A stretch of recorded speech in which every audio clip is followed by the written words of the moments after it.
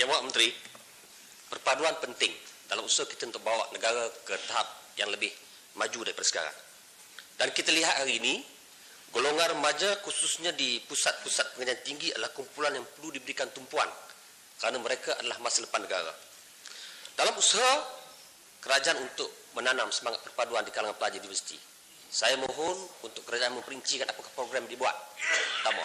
Yang keduanya, apakah tahap perpaduan di kalangan pelajar-pelajar universiti? Apakah baik, tidak baik atau membimbangkan? Mohon jawapan Pak Menteri. Terima kasih.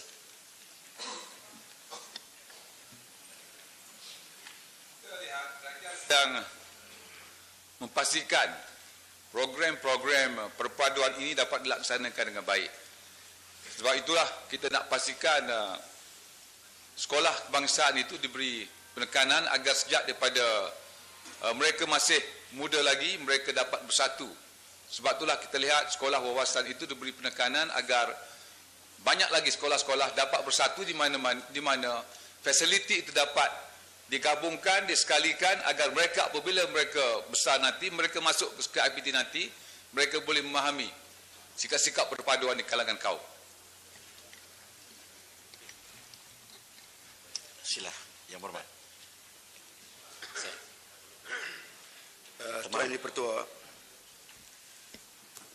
saya melihat perpaduan mengenai pendidikan ini masih lagi menimbulkan kebimbangan kepada kita sehingga kepada hari ini. Walaupun kita melihat gesaan ini sebenarnya telah pun disuarakan dalam Penyata Razak sejak tahun 1956 yang lalu, yang akhirnya diangkat sebagai ordinan pelajaran tahun 1957. Saya melihat sejak tahun 2008 terdapat suara-suara yang dikemukakan kepada kita untuk menghapuskan sekolah vernakular.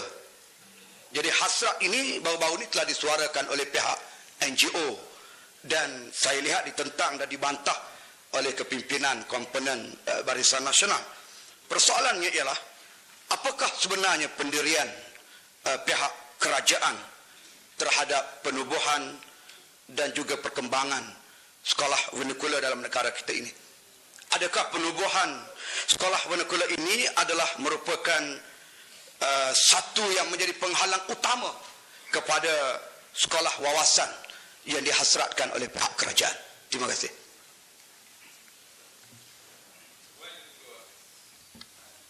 Sebenarnya dengan wujudnya saya katakan tadi bahawa wujudnya sekolah wawasan, kita nak pastikan agar pelajar-pelajar itu dapat bersatu di dalam satu pagar yang di mana kemudahan-kemudahannya disatukan. Sekolah-sekolah pada masa kini banyak isu-isu yang diungkitkan tentang sekolah-sekolah tersebut. Sebab itulah sebenarnya di peringkat sekolah menengah tidak wujud lagi pengasingan pelajar-pelajar di mana mata pelajarannya, kurikulumnya semuanya menggunakan kurikulum kebangsaan.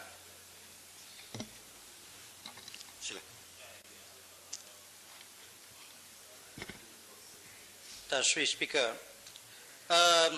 berkenaan dengan sekolah wawasan dan juga untuk perpaduan nasional, kita dapati bahawa sekolah jenis kebangsaan ini kemungkinan tidak mampu untuk kita hapuskan seperti mana permintaan daripada NGO.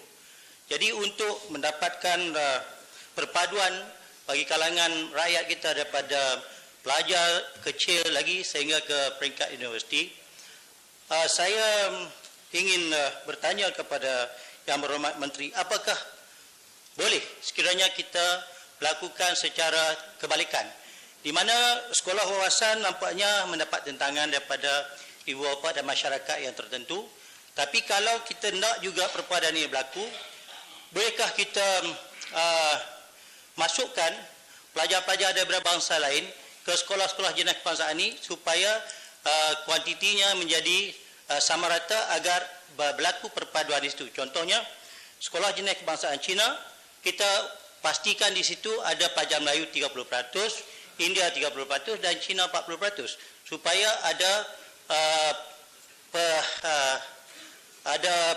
pertalian di situ. Di samping itu, contohnya juga sekolah kebangsaan India bagi Melayu pergi situ 30, Cina 30 dan India 40. Saya ingin bertanya soalan kepada Menteri ini boleh dilakukan. Tuan itu betul. Sebenarnya kementerian tidak berhajat untuk memaksa pelajar-pelajar untuk memasuki sama ada sekolah jenis kebangsaan seperti dikatakan oleh ditanya oleh Yang Berhormat tadi. Tetapi yang sedang dilaksanakan oleh kementerian ialah untuk memastikan agar sekolah kebangsaan itu diperkasakan.